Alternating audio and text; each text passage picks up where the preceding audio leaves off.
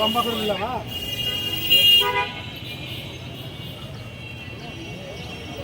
সম্মানিত রাজশাহীবাসী, আপনারা জানেন রাবেশ হাসপাতালে ফ্যাসিস্ট সরকারের দৈশত্যের দৈরাত্তা এবং সিন্ডিকেটের বিরুদ্ধে রাজশাহী সাধারণ জনগণ মালিকিন সুমন এই সিন্ডিকেটটা এতই স্ট্রং যে এই সিন্ডিকেটের এরা সকল বাণিজ্যের সাথে জড়িত।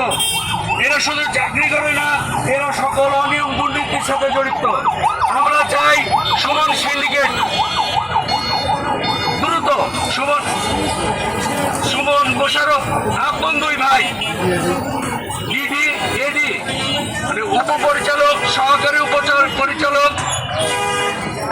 পরিচালকের পিএস সুমনের ভাই মোশাররফ তাদের অপসারণ অথবা বদলি আমরা এটা দ্রুত দেখতে চাই। এরপরে আমরা সিদ্ধান্ত নিয়ে এই রাস্তায় বৃহৎ কর্মসূচি নিয়ে নামবো। আজকের মতো মানববন্ধন কর্মসূচি এখানেই সমাপ্তি ঘোষণা করছি।